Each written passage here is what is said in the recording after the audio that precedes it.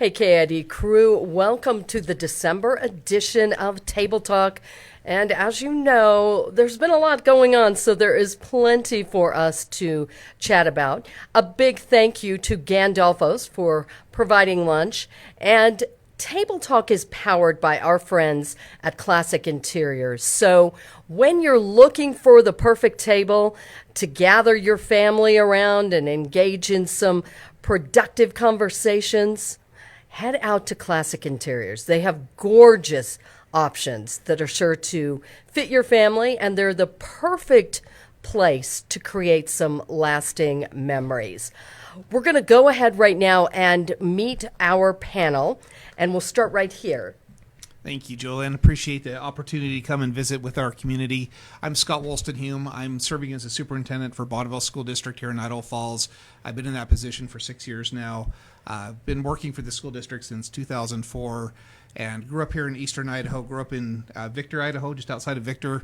Had a great childhood there, and it's just a great place to raise my family, great community to be part of.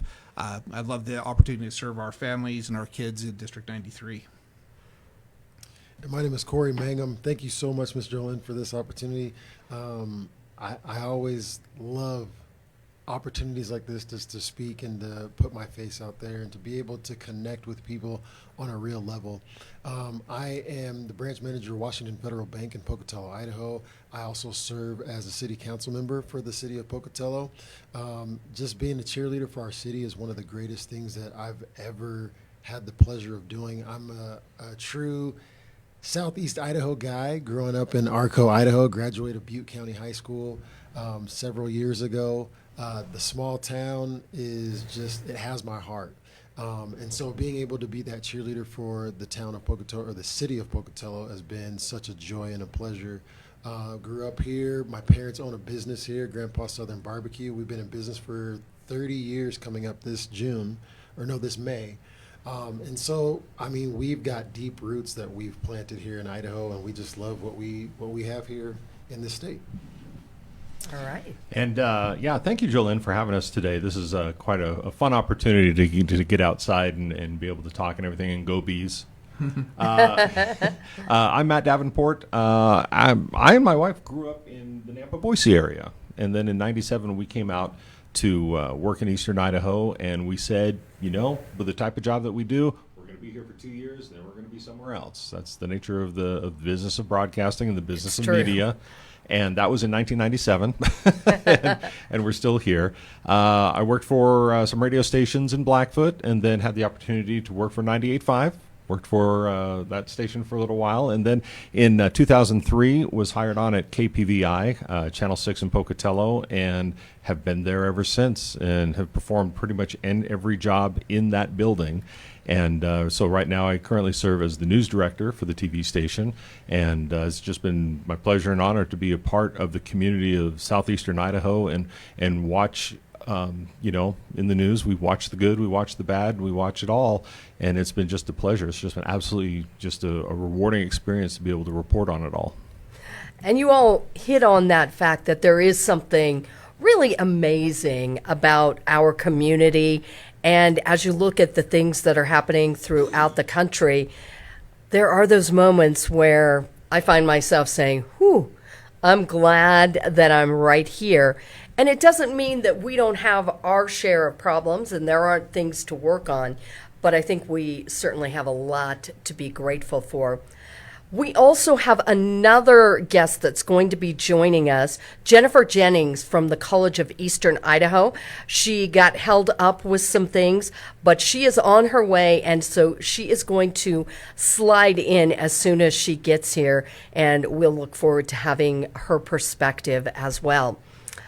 One of the topics that has been really top of mind for me, and I had Sheriff Sam Holtz and also Chief Bryce Johnson on the show at different times. And both of them pointed to the fact that one of the best things that we can do to fight the crime trends that we're seeing is to create stronger neighborhoods, stronger communities. So I want to start right there and begin our collaboration. First of all, what is one of the issues that you see that's really troubling you in our community that's starting perhaps to be more of a problem? And we started with you, Scott. So, Matt, let's start right there with you. Sure, absolutely. For me, there's two issues. First, the drug trade in eastern Idaho is absolutely horrible. From fentanyl to heroin to the cheapness of it, it's really concerning. And I know I have friends in law enforcement, and that's something that's it's like we can't bust criminals fast enough. You take one person, it's like a hydra, you take one person off the street, two more pop up. And so I think that's something that as communities, a lot of times, and this is something that I've seen over the past 10, 20 years, a lot more of cooperation between different police agencies. I remember growing up, my dad was briefly in law enforcement, but he came from a military background. And in the areas, every county, every city was its own fiefdom. And heaven forbid somebody cross a borderline into another jurisdiction. But I've seen, and I think it's probably been since 2001 when our law enforcement agencies realized, hey, if we communicate more, if we work together more, it's not about us and them. It's, as far as law enforcement agencies, it's us and them, law enforcement versus criminals. And we're all trying to do the same thing. We're all trying to get these off the street. It just pains me that kids younger and younger are being exposed to drugs and being able to get it so easily. I mean, when I was a kid, it's like didn't even know they existed, and now they are prevalent everywhere. And so I think that's the biggest thing as far as like what we need to do for law enforcement is we need to give them the support and what they need to stop the trafficking. The second biggest, and this is something that has come up a lot, especially recently, is say child abuse or sexual abuse of children and how prevalent that is in the area. And I think this is something this is where the family needs to step in. We need to have strong families. I mean, we've got law enforcement. We need to have strong law enforcement, but we also need to have strong families, strong community, strong support systems to be able to combat that as well. You're absolutely right. We're seeing so much with that drug trade, and both Sheriff Sam Holtz and Chief Bryce Johnson talked about the problems that are just popping up as this is becoming more prevalent. And then with that abuse, human trafficking. A lot of people hear that and they think, oh, it doesn't happen here. Not in our backyard. But it is happening. I had Matt Smith from Silent Shield, and the stories he has to tell are just heartbreaking. So we do have to keep our eyes and ears open and remember that we are part of the same team. And I love that you brought in that idea of strengthening family, because that's where it starts. Exactly. For both issues, it does. We need to strengthen our families and give our families the support that they need to be able to spot things, be able to see things. I mean, as a parent, if you have kids, and I'm speaking of when I was a kid and I had parents, I got a lot of things by them. And I'm pretty sure my kids got a lot of things by me. And we need to, like you said, keep our eyes open, keep that conversation. And I know we get pushback from our kids. Mom, Dad, you don't need to talk about that. But you need to have that communication. Communication is the key. And it's not just because I'm in the business of communication, but I mean, every family needs to have that. So true. Corey, how about you as you think about everything that we're seeing kind of develop? I agree with everything that Matt had mentioned. The drugs, the sex trafficking, the abuse of minors, those things are heavy. And not just in Southeast Idaho, but just in general throughout our nation, we're seeing this as a rampant problem. And where we are in Pocatello, being the gate city, we have a corridor that just, you can be in another state within 3 hours or less. And so people use that area as a way to, expedite their trip or their traffic or, getting out of Dodge. And so I think that part of the issue that we're seeing too with that and allowing its rampant increase is the division that we have amongst our communities. We've allowed national politics to reign the order of our communication and our connection with each other. If you're not on the right, then I can't interact with you. If you're not on the left, I can't interact with you. And because we're so divided, it's hard for us to come together in unity and to recognize problems and to really make strategic efforts to attack these issues. But I think that we have to have a common goal or a common identity of family and community and merge those ideas together to say, I don't care red, blue, Democrat, Republican, Independent, I don't care. What I really care about is the soul and the backbone and the legacy of our communities and our nation as a whole. And I think that that's how we really go about creating change, looking at each other and looking at our community as I am my brother's keeper. I remember growing up in Arco, if I was acting up, there were people who were like, I'm going to the restaurant, I'm talking to I know your parents. and teachers were the same, like, hey, I know your parents. And being that popular kid kind of sucked because I couldn't pull the wool over everyone's eyes. But at the same time, it really did hold that accountability factor. And my mom told certain people, like, hey, if you see him, you correct him right there on the spot. But there was no fear of abuse. They just knew that they had the best intention for me to be a better, productive human being. And I think that those are some of the things in my mind that are really crippling us to a degree in law enforcement, in the family, and in our communities. And that also would impact us even in the schools, because we're so divisive that it's hard to see things actually being bettered in education. And we are putting shackles and handcuffs on our educators to be able to actually implement change in education with our young people. And our young people are the future of our nations and of our homes. And so if we do a disservice to them, then we do a disservice to our cities, our states, our counties, and to the world as a whole.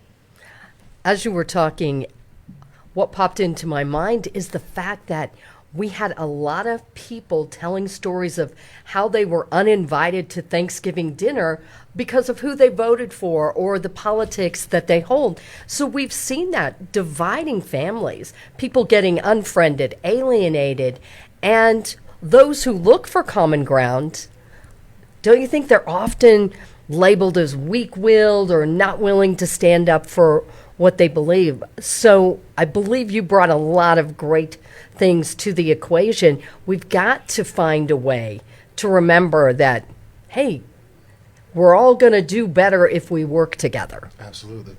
Scott, how about you as you kind of ponder where we're at? And with your role, you certainly have a lot you can add in terms of the educational component. Yeah, I appreciate that, Jolyn, and I really appreciate what Matt and Corey said. And I think Corey really spoke to what I see as our biggest issue, and that is, instead of our communities coming together, we really do see, I think, active movement, concerted movement to really break down those traditional structures that have always been part of our community, that really held our communities together. That's our families, churches, and schools.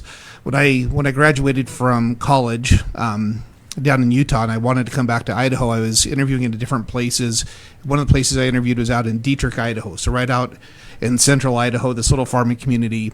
And the only thing that made that community was the church and the school, and then the families, of course, that live there. And to me, that's just always stuck in my memory of that's truly what those traditional structures that have brought our communities together. And so, as a superintendent, as I've seen, in my almost 30 years in education now, I've seen a dramatic shift from a level of support for our community schools, and people really saying, yeah, this is this is where our kids come together to learn together, to build relationships with kids regardless of what their backgrounds are, regardless of what neighborhoods they come from, to really schools being more segregated along lines of prosperity, along lines of racial demographics, sometimes along lines of disability. And I think the more that we pull apart, the less we are able to deal with those issues that we're talking about. And so it breaks my heart to see how schools have become this political football. This is how I see it, that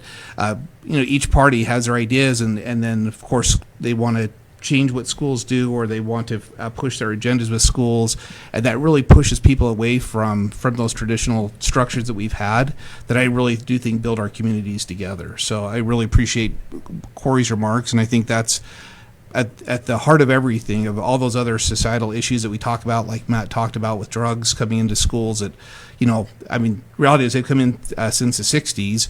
Now we're dealing with a new wave of them with fentanyl and those other issues that are the current ones. And in 10 years, there'll be another new drug. But at the heart of that is we need communities working together, supporting each other, so that we can build the systems and build the resiliency we need to combat whatever societal issues we are facing. And schools have always had a lot to deal with. But from where I'm sitting, I believe with social media, it has made your job so much more difficult, because you have this cyberbullying that comes into play, and yet it's affecting your students, but it's not happening necessarily on school grounds. So you're juggling a lot of balls, and I loved your analogy of sort of a political football, because you're trying to tap dance and keep everybody happy, and at the end of the day, it really should be about the students and what we can do to deal with the issues that they're facing. And they're carrying a lot on their shoulders, don't you think? I think a lot more than we did when we grew up. I think we were lucky. We were lucky. We could escape. I mean, if there was bullying, it was either a wedgie or you're spending a couple hours inside a locker, and that was it. You're done.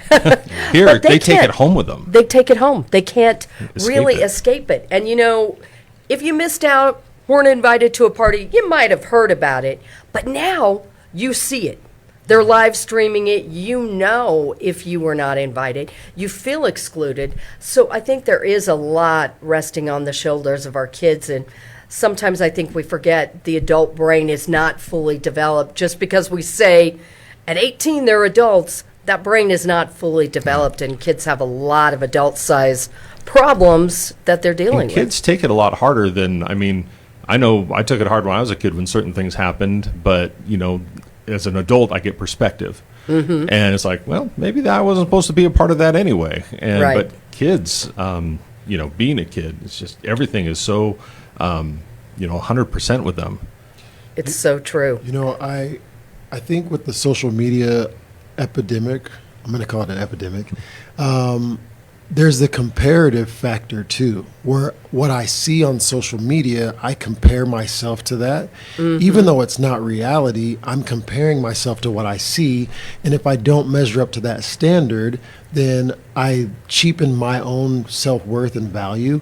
And so when that becomes the norm, now you have a whole group of people, a community of children and even adults now who have this complex, and we're comparing ourselves and each other to what we see on social media, and it intensifies the bullying. Well, you don't look like, or you don't sound like, or you don't dress like, or you don't have TikTok. You don't have Snapchat. You don't have, and so now I don't have Snapchat, and I get razzed by friends all the time. Like, how do you not have Snapchat? Well, I'm 40, and I don't really care about Snapchat. And so I do not know of the chat of snaps you speak of. And so I think that there's, as a community and as family, as a church, we have to really go back to really pushing those core values of self-worth and intrinsic value versus setting that value upon, likes and comments and shares.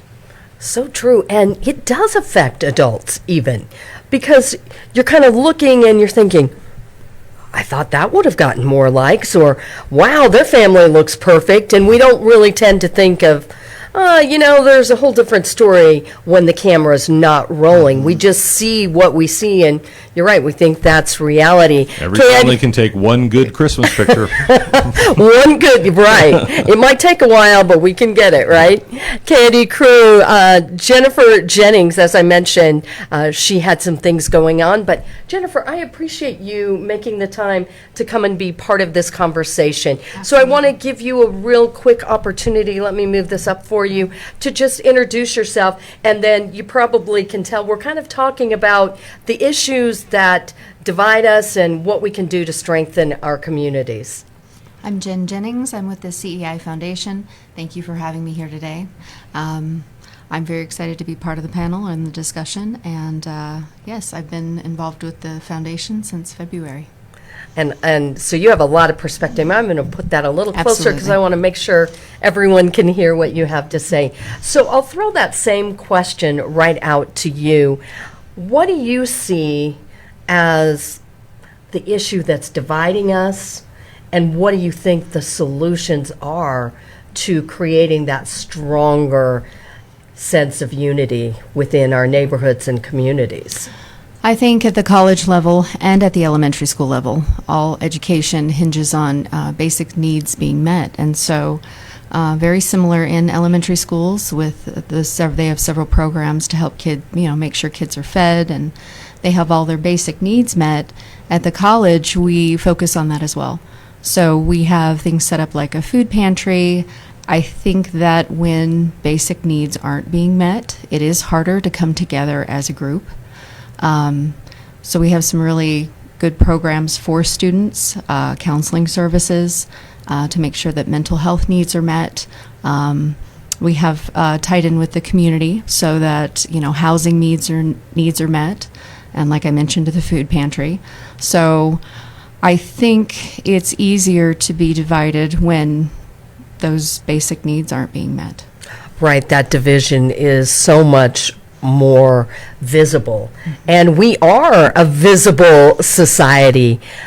We're constantly being bombarded with information and images that in a split second may impact our own self-worth. So what is the key? How do we strengthen self-esteem among our young people, because that seems to be something that drives a lot of anger? I mean, you look at bullies, and those people who are pretty happy and self-assured usually aren't the ones doing the bullying. There's something deeper going on. Anger is a secondary emotion, and so there's something else driving it. So I'll just throw that out there. Any of you feel free to jump in as your wisdom just comes to the top of your mind. Go ahead. So I'm going to come back to those three pillars that we talked about, and I really believe that home is the primary place where kids really learn that self-value and self-worth. And so, a lot of things that that we've talked about over the last few years with this increase of kids and their use of social media is having time as a family where you're not involved, where there's kids' faces aren't on the screen, and me as a parent as well. I get pretty involved with my work, and it's been really easy for me just to go home, flip open a laptop, and keep working at night, where I've got to step away from that and really take time to be a dad with my kids and have that one-on-one interaction with them and really listen to them and understand what's going on in their life so I can help support them through that. And growing up in Victor, hard work was just part of the gig. We grew up on a small farm. We moved pipe. My dad had us working in his business my whole life. It sounds like Corey had very similar experiences. And I mean, those are the things that really helped me build my capacity and help me understand who I was as a person. And I really believe there's nothing like doing a good day's hard work to really have value in yourself. And so lately I've been out running with my sixth grade son now, and him pushing himself to learn to run 3 miles. That's his goal right now. It's been great, and it's just been amazing to see the self-worth that's come to him as he's learning to do hard things. And I think too often, as parents, we want to protect our kids from the hard things in life. And I think that's been a real trend with my generation of parents, is protecting our kids from the hard things we went through. And I think an unfortunate consequence of that is when kids don't go through hard things, they don't learn for themselves that they can go through hard things and come out stronger on the other side of it. So I recently published a book called Faith Over Failure.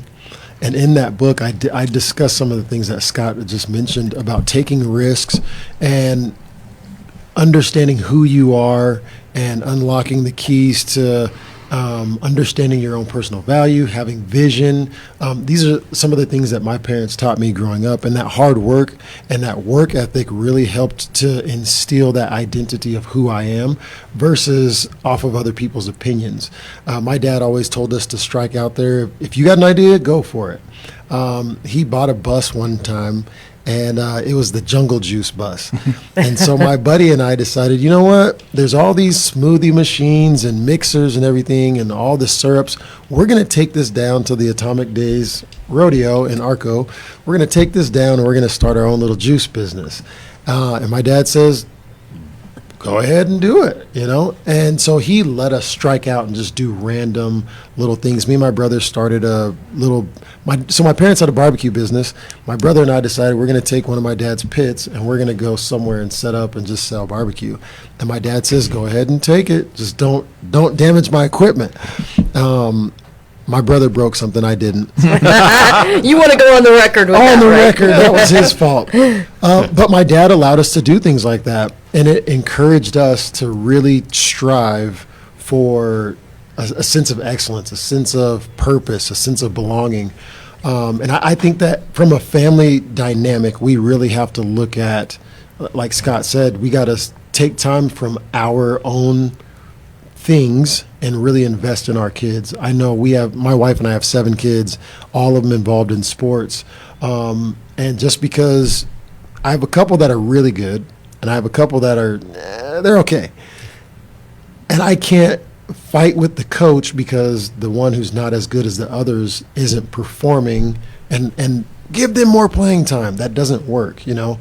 The participation trophy idea, I don't think that's necessarily, I don't think that works. The kid has to learn, like, hey, I have to strive to be better to get more playing time or to get that achievement or that accomplishment. I think you're so right on point, because I believe that's where some of that entitlement that seems to be dragging our society down a little bit comes from. There's that expectation that if I just step into the arena, I get what everybody else gets. And I also think that it encourages people to find what they're really good at, to find their passion, to keep moving, because we're all unique.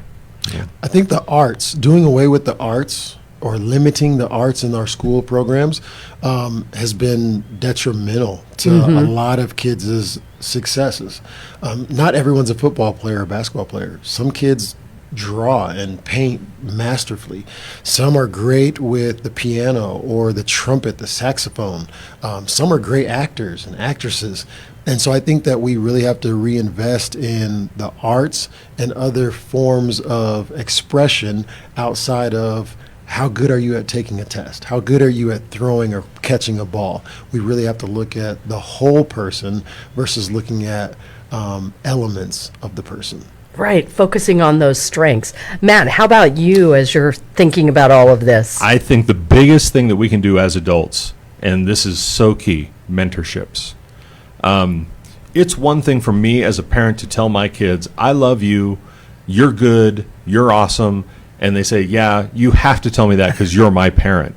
But to have somebody say, you know what, you have worth, you're good at what you do, let's help you get better. Somebody who doesn't have to say that, it means so much more. And I've seen people, I've been involved in a couple mentorship programs, and I've seen people just flourish because somebody who doesn't have a stake, not a family member, somebody who's in the community, somebody who's a professional who maybe is doing what this kid wants to do when they grow up, take an interest in them and teach them. And I think it works on both levels. It works for the person who's the mentor. It works on the person who's the mentee to be able to help a person. And I mean, you talk about leaving a legacy. That's how you leave a legacy.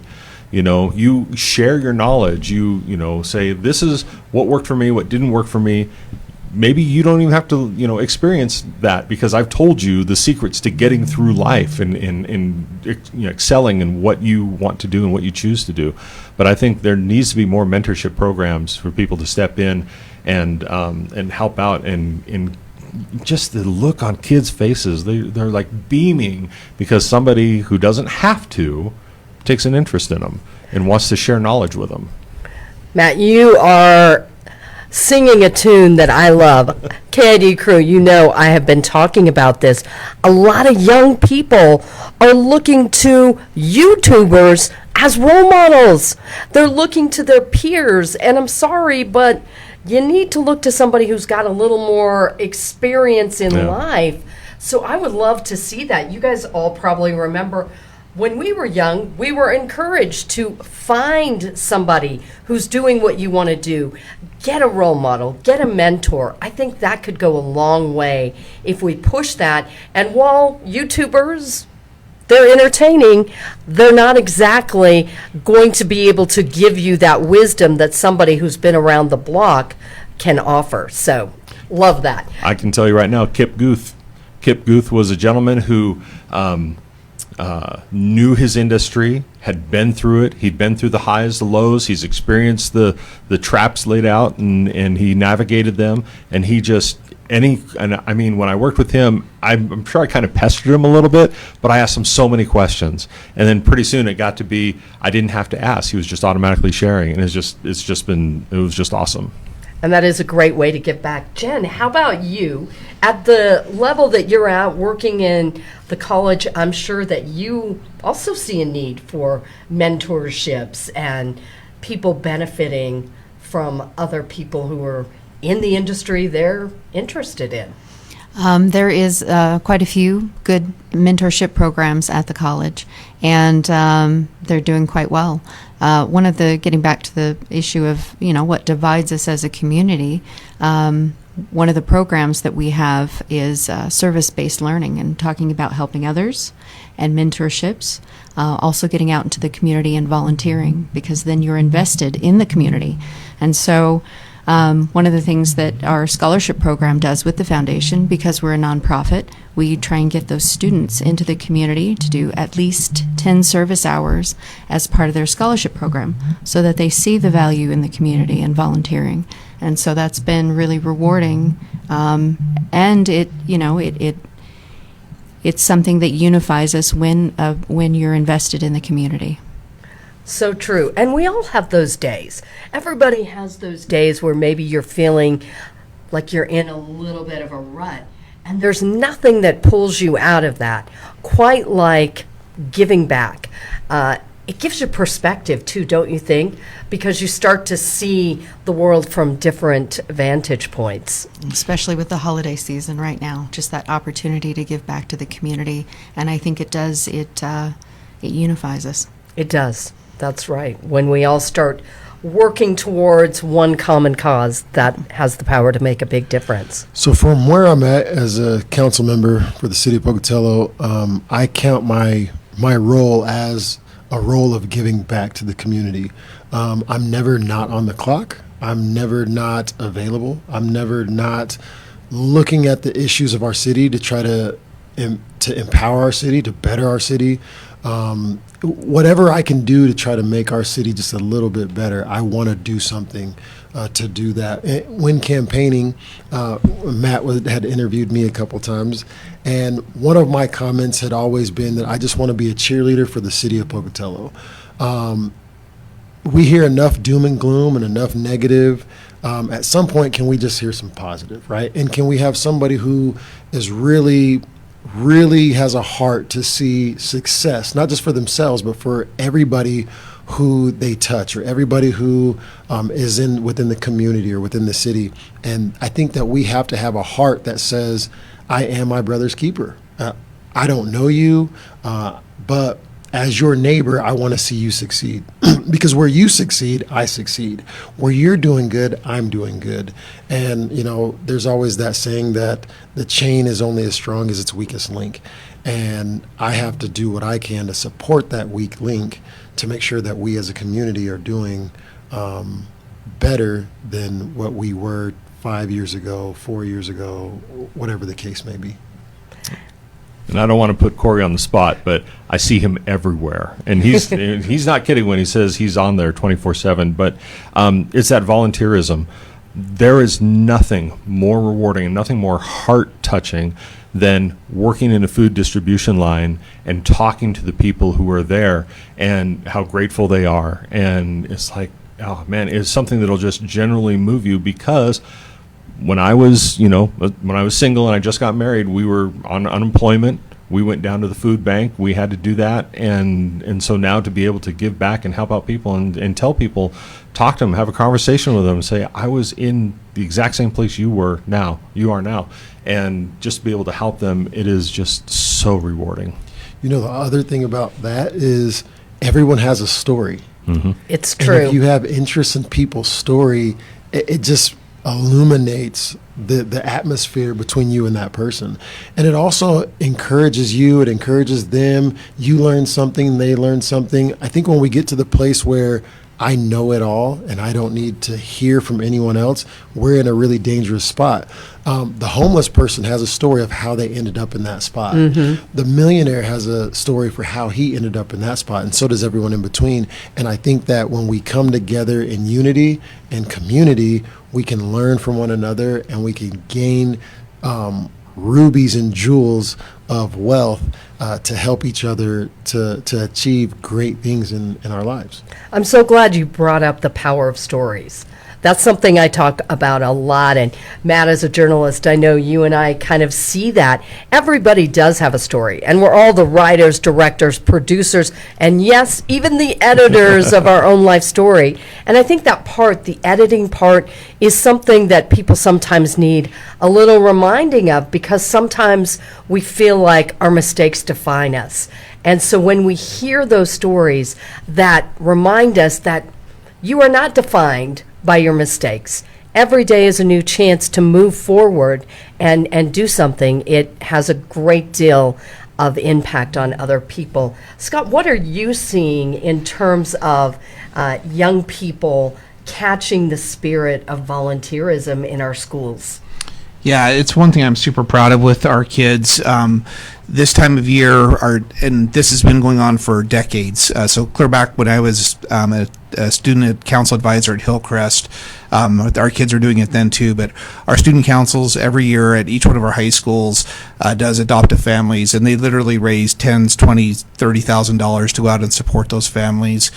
This Thanksgiving, with the support of a local foundation, we were able to provide about 120 Thanksgiving food boxes to our families in need, and we had students from one of our special education programs that came and helped put those together, and it's just incredible. So every one of our high schools has clubs and community organizations that really work together to support that needs. But it's such an important part for many of our kids that that's something that they want to do and give back. It's really, you hear so much criticism about today's youth, and they do this and they do that, but there's so much good with our kids today, and it's really remarkable to see how community-minded they are and how much they do want to give back and help lift the people around them. Yeah, and Jen, I'm sure you have some great stories with what you do with the foundation. We have a term for it. It's service-based learning, and it really does put the students in touch with. I think when you're helping in a nonprofit, you're able to really see what the needs are in a community. And in different aspects of life, you may not be aware of it. You can see someone on the side of the road and they may need help, but being in line at a food pantry or being, and helping hand out boxes or Thanksgiving boxes, you really have a good view of the need, the overall need in the community. So it's a broader picture of the community as a whole instead of just that snapshot. And so that's what we're trying to impress upon the students is, this is your community too, and we're all in this together, and, we're here to lift each other up. I love that. We're all in this together. And I think if we could remind each other of that a little bit more, that's something that could go a long way in driving us forward. Speaking of opportunities to make a difference, I just want to remind you that we have our sleeping bag and blanket donation drive going on to benefit the Idaho Falls Rescue Mission. There are 3 different places you can drop those off: right here at the Rich Media headquarters, 1406 Commerce Way, Club Apple, and we even have a spot in Pocatello, so you can drop those off at Teton Honda. I also want to say Toys for Tots. That is something that our sister station, The Wolf, has really been involved with over the years, and all of our other stations are getting involved with, and they are in need of more donations. The need is higher, and the donations just aren't there. Their mission is every kid deserves a little Christmas, and you can drop donations off right here at Rich Media. So if you can give, if you're looking for an opportunity, here's a few ways that you can get involved. And also, don't forget Avenues of Hope, Habitat for Humanity. You can check out our Facebook page, but they've got a wonderful fundraiser going on right now. And Habitat for Humanity, you've all kind of mentioned that investment. And that's something that, as I have learned more about Habitat for Humanity, those who are getting the houses, they're invested. They have that sweat equity. And it is giving them so much. It's more than just those four walls. It's that feeling of independence and fitting in. And so I want to talk a little bit about that, because there is such a difference between fitting in and belonging. Brene Brown talks about that extensively. Fitting in requires us to adjust who we are, to try to fit those images. But belonging, the beautiful thing about that is it actually requires us to come as we are and to be authentic. And you guys all probably know this, but I think it's not by accident that the word of the year is authentic. I think we're all looking for a little more authenticity these days. Anybody have anything that they would like to add in terms of just building and strengthening? Jen, anything on your mind? Just going back to involvement in the community. I think that's the best way to build and strengthen the community, is to be involved in it as much as possible. We have quite a large number of nonprofits in the area, and that speaks to a great need in the community. And Habitat for Humanity, the food pantry, the soup kitchen, the rescue mission, the list is extensive, and I think it does speak to the need in the community. And then involving yourself with one of those nonprofits really helps to strengthen us as a whole. And it's a great opportunity too for parents to maybe get their kids to come alongside and have that opportunity. I don't know about you guys, but I think that volunteering is kind of contagious. And I think that once you start doing it, you want to do more of it. But sometimes it's taking that first step can be a little intimidating. You know, a lot of times when volunteering or going to city events and things, I take my kids along with me. Sometimes not all seven, I'll take one or two, or sometimes the whole family goes, because I want my kids to understand, like, this is your community also. And I want them to have that understanding as they get older, that I have to do something, I have to serve, I have to help, or whatever it is that drives them to be a participant in their community. I think that's really, really huge. Growing up, my mom and my dad worked a lot in the city of Arco, or in the town of Arco, tribe, whatever, of Arco. My mom served on the city council. My dad was on the city council at one point. My mom was a deputy sheriff. She was the one of the principals, the chamber, you name it, they did it. And that really instilled something in me that I have to be active in my community. And I want to instill that same thing with my kids, that you got to be active. It's a problem when we complain about the community, or we complain about the government or the politics, but we won't take our active role to help assist and change. And that was part of the reason on me stepping into the city council arena, is I want to see the city better. I want to see it grow. I want to see some development. And I think that speaks to that sense of belonging. If you're not active or participating, then how can you actually belong? And so I think that we have to do what we can to be active participants to really minister to that feeling of belonging. And if you look at any community, you're going to see those volunteer heroes that are out there doing all sorts of things. But guess what? Here's a little secret. Anybody can do it. You know, mom, dad, it's going to start with you. It's going to start with you. Grab your kids, take them out to a volunteer opportunity. And we're in December, we're approaching Christmas. There's no better time to get started than now, because there are so many opportunities to help out people and get involved. When my kids were growing up, every year we'd go to the angel tree, and each kid had an age corresponding child that they found on the tree. Like my 8-year-old found an 8-year-old, my 7-year-old found a 7-year-old.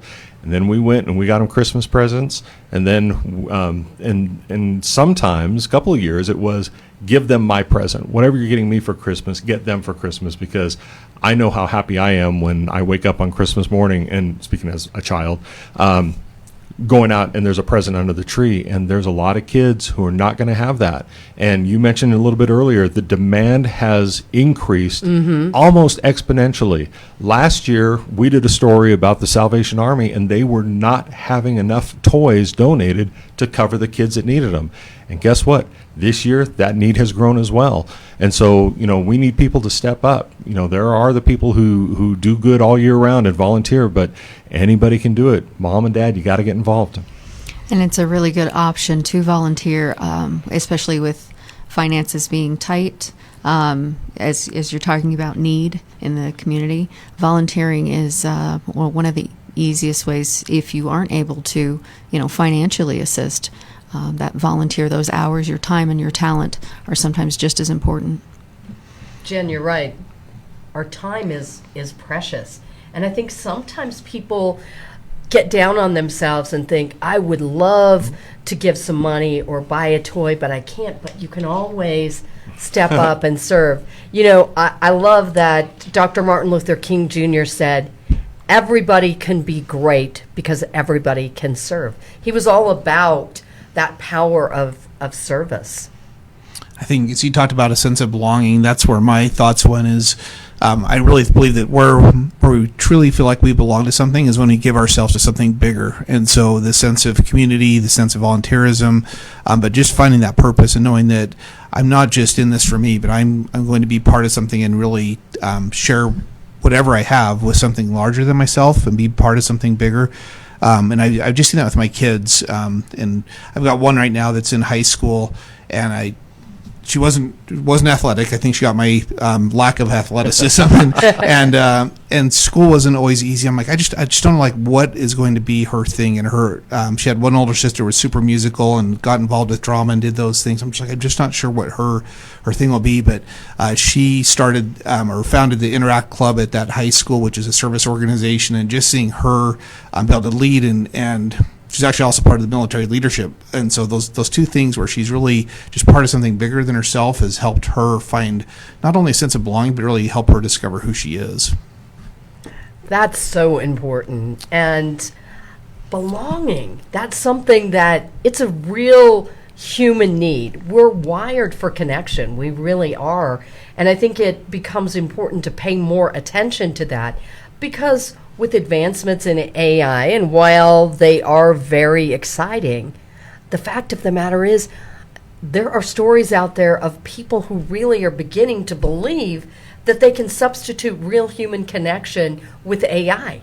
And it's a lot less work, right? But you know what? You just can't underestimate the value of that real human connection. There's a verse in the Bible that tells us that iron sharpens iron. And I believe that is so profound, because aluminum can't sharpen iron, and steel. And so, iron sharpens iron. And so I think that it's important that we look at ways to sharpen one another. The more that we interact personally with other people, it's like the sandpaper analogy, where you need sandpaper to smooth out the surface of a piece of wood. I might not be exactly comfortable in this arena or in this environment or with this person, but the more that keeps sanding, the more it'll refine me. And the more I might be refining and helping that person also. And so I think that we have to find ways to connect to other people, because it does make us better as individuals. And as we get comfortable having those uncomfortable conversations, that strengthens all of us. I think our founding fathers had a great premise when they said, we the people. It didn't separate. It didn't, anything. It was just we the people. If you're a people or a person, I'm not a teacher, so I apologize. If you're a people, then you fit within we the. And so I think that we the people have to really unite and go back to the basics of what a family and a home life, healthy home life looks like, and to do our best to make sure that we're leaving a legacy for those who are coming behind us to follow in that same pattern and those footsteps, that we can see our communities and our nation succeed. And teaching the next generation. We have a lot of non-traditional students at CEI, but we also have some right out of high school. And so, yes, making sure that that legacy is passed on. It's true. And they say, nothing can really compensate for failure in the home. So I think we have to keep that first and foremost and recognize that if there are kids in our community, and I'm sure you see this, both of you in education, who maybe aren't getting what they need at home, then that's where, as a community, we can step in and provide that mentorship that you talked about, or that encouragement. Because it's really easy to sit back, I think, and look at someone and say, well, they should know that. But if you didn't learn it at home, then you may not really know it. Because we do learn what we live. I think it's interesting. My parents would always tell me about certain failures of theirs. And a lot of parents, they don't want to tell their kids about, hey, this is where I messed up. These are the mistakes I made. But I think it behooves us as parents and as mentors, as educators, as leaders, to tell people, hey, these are the pitfalls. These are the areas where I messed up. These are the areas where I made mistakes. These are my shortcomings. So that way it instills an idea with that next person coming behind you to say, man, mom didn't do this very well. Dad didn't do this very well. Here's how I can alter this behavior, alter, my perception or whatever. And it gives them the tools that they need to get to the next level. In this social media generation, we want to have this perfect identity, this perfect life, and everything has to be dolled up and made up to just be excellent. I have a filter for that. Absolutely. Everything has a filter, but sometimes we need to see the blemish or the mistake in your life to tell me how to get past these issues, or, hey, I made this mistake and this is how I overcame it. And now I'm living a better life than what I, set out for at the area of that mistake. And it just creates education, it creates encouragement, and it creates a vision to be able to see beyond the pitfall. I love that. The concept of going through your mistakes, I absolutely love that. And I have a really unique opportunity working at the college with scholarships is I get to hear those stories. So as a student is applying for a scholarship through our foundation, they have to fill out an essay, a personal essay, and it's all about their story. And watching a lot, not all of our students, but some of our students are looking for that second chance. They're looking for that opportunity to grow through, hey, maybe I didn't start out the best, but I'm looking for that second chance, that new beginning, and being able to use their mistake to learn from and get a fresh start and a leg up. Those conversations, those hard conversations, for me personally, have been really rewarding with my kids. My dad was one from a generation, he had a rough childhood. He was left alone as an elementary school student for weeks at a time because his dad would get on a rail car, go down to California, come back on the rail, and it would leave him alone for the whole week. And it was a shack of a house. And so my dad had a hard life, and there was a certain generation where you don't talk about the things. You don't talk about the bad things. You don't talk about the hardship. You just do it. And kids are so observant. I know I was so observant of my dad. He never had a conversation with me about, look out for this, look out for this. This is what I went through when I was a kid. I had to learn his history from relatives. And I know I was very observant, and the mistakes that he made, I observed. And so that's how I learned how to be a parent, is not to do some of the things he did. But with my kids, I had so rewarding. I was able to talk with them and share with them, and it made it so much easier to let them find their own mistakes and then talk about it. And they had all new mistakes that I hadn't even dreamed of. And so it's just so important for mom or dad, to talk to your kids and be a part of their life and be invested, because you have to. Well, and it can be very inspiring as well to know someone's story and Yeah. what they've gone through and where they are now and how they overcame those things. Yeah. So there's a great value in that. It gives us hope. I always appreciate those people who are vulnerable enough to step forward and share their mistakes in the hopes of helping somebody else, making that path a little smoother for others that follow. Because as you've all kind of pointed out, like you said, Corey, we live in a society where let's doll it up, Matt. Let's put a filter on it. Let's make Slap- it look perfect. slap a filter on it. Nobody wants to see the reality, even reality TV. I mean, we sell it as reality TV, but we all kind of know it's definitely carefully choreographed to create the most level of drama. So I appreciate those people who step forward and share their stories. And we are, and what? And mentoring. And mentoring. Through It there. comes right back to that. Encouraging people. And as you hit on, Scott, looking for ways to help those kids belong. Getting rid of the message that you have to look like this or be like this to have acceptance. You know, really highlighting, I think, the difference between fitting in and belonging. We are almost out of time. I could talk to you guys forever. This has been so much fun. But I want to give each of you an opportunity to just share some advice with people. One of the things that's been big in the news in the last little bit is the fact that some people believe the American dream is not within reach. We've talked a lot about strengthening our community here, our neighborhoods, and the way that you strengthen this country is one strong community at a time.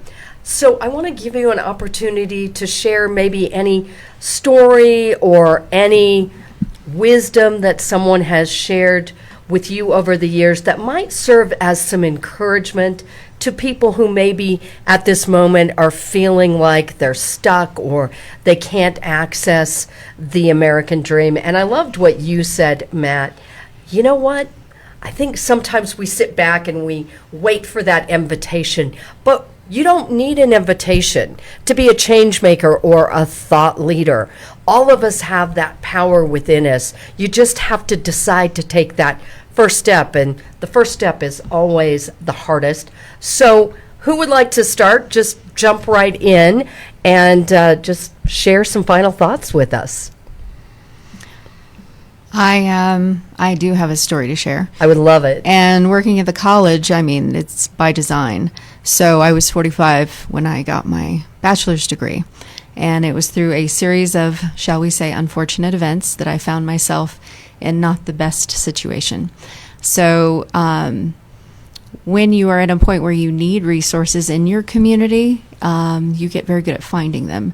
And so then being able to grow through my mistakes that led me to not being in a great situation, education was the key for me.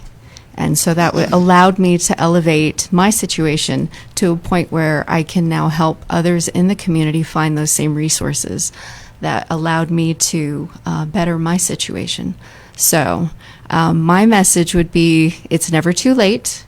And for me, education was that key. And so being part of the college and being part of that, helping others grow through their situations has been very inspiring for me. And I'm sure it's such a blessing to these people who are working to use the power of education to elevate their current position, to be able to have someone who's willing to be vulnerable enough to share the real story. Sometimes we like to just share the pretty chapters of the story. So I appreciate what you're doing. You're certainly making a difference. Scott, how about you? Yeah, so not a personal story, and I'll try to keep it brief, and I'll try to not get emotional because it's one I always get emotional about. But when I was in college and I read the narrative of the life of Frederick Douglass, and the thing that really has just always been foundational to me from his story is, so he grew up in slavery, just went through horrific circumstances. When he was about 9 or 10 years old, he was moved from the plantation into town, and his master's wife taught him to read. And once once he learned to read, he said he could no longer tolerate the chains of slavery, and that's really what drove him to eventually seek his freedom, to escape, and then, of course, became a great advocate for emancipation. And that message has always just resonated with me, that the way that we live the American dream, I really believe, is through education. It's by helping every child learn to read, learn the skills and those things that they need to be successful in life. And I don't believe that the American dream is dead. I don't know that we could all become billionaires, but I really do believe that through a great education system where we all come together, regardless of what neighborhoods we grow up in, regardless of what our parents' backgrounds are, regardless of our race or our religion, we come together and we learn the same things, we have the same opportunities. That really is, to me, the foundation of our American dream. It's the foundation of our country, and it's why education matters so much. I love that you're sharing the power of picking up a book and reading, because in this day and age, we're all multitasking, and sometimes reading gets put on the back burner, but that story certainly illustrates the opportunities that come about when we're willing to just pause and read. And it just highlights the importance of helping every kid have that ability. Corey, how about you? I was trying to gather my thoughts here, and on the terms of the American dream is not dead. The ability to accomplish the American dream is not dead. And I believe that the American dream is, it's attainable, but it's also an individual affair. Because my dream is different than Scott's. My dream is different than Jennifer's and Matt's. And so we have to have the ability to go back in our own minds and say, this is what I want. This is what I desire. When we moved to Arco, Idaho, we were the only black family in Arco. My dad left the INL, decided he was going to start this restaurant, and multiple people were like, how are you going to start a black restaurant in Arco, Idaho? And my dad says, well, if I was looking to start a black restaurant, I wouldn't do it in Arco, Idaho. But I'm looking to start a barbecue restaurant in Arco, Idaho. And, well, you're not going to get much support. But 30 years later, we're still going strong, right? And if he was waiting on black people to only eat at Grandpa's Barbecue, we would have never opened the restaurant. He'd have cooked at home, you know? And so it became a destination location, and tons of people used to just frequent that place and coming off the highway on their way to Boise or wherever they were going, and it was just always packed out. And it's created opportunities for us to cater all over the state and beyond, and we've rubbed elbows with people from all over the country, all over the world. He's had write-ups in magazines in Russia and Germany and all over the world. And so the American dream is not dead. When campaigning to be elected, after my appointment to city council, I had someone reach out to me and says, are you sure you want to campaign to be a city council member in Pocatello? I'm like, why would I not? Well, you're black. And I'm like, am I? I didn't realize this. And I says, well, that makes me know never mind. I don't really care what it looks like or what none of that matters. I live in this community and I want to impact this community. And I won by a pretty decent margin. And so I feel like the American dream is definitely still alive. My parents came from segregated lifestyle, segregated schools. My grandparents their parents came from out of slavery. And so I'm not too far removed from that generation. And so now in the generation that I'm living in, I believe that it's my obligation to go further than what they've gone. And so the advice that I would offer would be to dream, to have a vision, and to go for it. Anything's possible. I love that reminder that our dreams are individual, because there are a lot of people out there peddling fear and trying to put obstacles. And I absolutely love how your dad just flipped the script on any kind of opposition, and you did the same as you were running. And that's a reminder that we can do that. We don't have to listen to the critics. We can just have that vision and go forward. So Yes, ma'am. thank you for sharing that. And your parents, Lloyd and Miss Loretta, they are pillars of this community, Thank and you. they set incredible examples. Thank you. Matt. Well, first, now I'm really hungry for his dad's cooking. Oh, let me tell you what. Oh, man. Once you have it, Oh, yeah. you'll have to go back. Yeah. And as far as, talking about the American dream, you mentioned everybody's dream is different.